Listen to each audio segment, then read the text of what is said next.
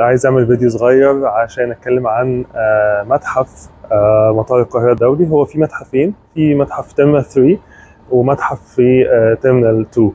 انا النهارده في متحف تيرمينال 3. بس المتحف جميل جدا، فعلا يستحق الزيارة، والتيكت 25 جنيه بس لو للمصريين، وللأجانب $5.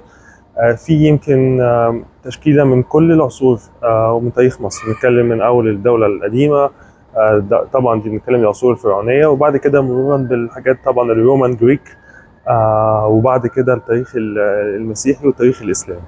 فلو حد موجود المطار يا ريت يزور المتحف، هو جميل جدا. وانا هعمل برضو ريل عن الاوبجكتس اللي جوه بديسكريبشن في الفيديو ده. عجباني جدا فكرة وجود متحف في المطار، بصراحة فكرة لذيذة جدا وجديدة. دلوقتي لو أي حد مثلا مسافر أو حد بيعمل ترانزيت في مطار القاهرة يقدر يخش المتحف يتعرف على الحضارة المصرية. بصراحة فكرة جميلة جدا. طيب خلينا كده نخش المتحف نشوف ايه الموجود فيه.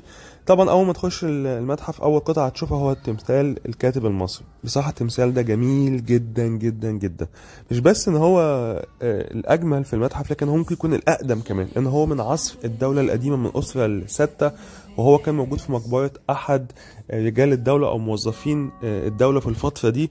طبعا المصريين القدامى بيهتموا جدا بالعلم والمعرفة، وتماثيل الكاتب المصري أكبر دليل على كده، حتى من أقدم العصور، من عصر الدولة القديمة. طيب بعد كده في بردية جنائزية لقوها في الدير البحري في الأقصر. بصراحة البردية دي رائعة جدا، لأن هي في حالة مميزة. فعلا البردية محفوظة بشكل ممتاز، وهي يمكن طويلة، تقريبا طولها يمكن يوصل لمتر ونص أو 2 متر، لكن كل التفاصيل فيها واضحة بشكل جميل جدا. طيب نكمل بعد كده. المتحف فيه 2 مومياء، وطبعا المومياءات المصرية من الحاجات اللي بتولد شغف كبير جدا، بالذات عند السياح الأجانب. بيحبوا يجوا يتفرجوا عليها، وعندهم يمكن حب اطلاع كبير قوي على المومياءات، طبعا نتيجة الأفلام اللي اتعملت and so on. وانا كنت محظوظ ان انا رحت متاحف كتير حوالين العالم. دايما بيبقى فيه ايجيبشن كوليكشن، ولازم يكون فيه ماميز او المومياءات، لان هي من الحاجات اللي بتولد شغف كبير جدا عند الأجانب بالذات. طبعا المومياء الموجودة واحدة من الدولة الحديثة، والأخرى من العصر الروماني، وطبعا شفتيها تفاصيلها رائعة. طيب نكمل بعد كده. المتحف فيه قطع كبيرة من الرومان جريك، أو بيسموها طبعا الفترة الرومانية الإغريقية، وطبعا دي فترة طويلة ومهمة في تاريخ مصر، بداية من عصر البطالمة إلى الإمبراطورية الرومانية، وبعد كده الإمبراطورية البيزنطية. الفترة دي حوالي امتدت لمدة 900 سنة، فترة مهمة وطويلة في تاريخ مصر. هحاول أعمل فيديو تاني أتكلم عنها، لأن مليانة مصر آثار من الفترة دي. في طبعا آثار قبطية موجودة في المتحف كمان، زي مثلا لوحة ماري جرجس اللي شايفينها هنا في الصورة.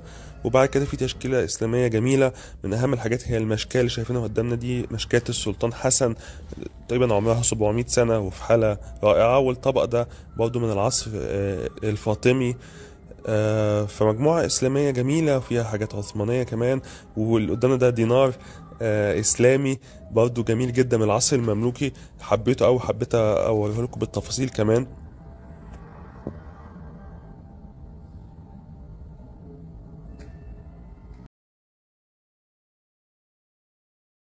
طيب انا دلوقتي رايح بقى على الطيارة، لان انا خلصت زيارة المتحف، والمتحف ورايا اهو. انا تقريبا اتأخرت شوية يا دوبك الحق، بصراحة يستحق الزيارة. ودلوقتي لازم ارجع، بس انصح اي حد ان هو فعلا مسافر يجي يزور المتحف هنا.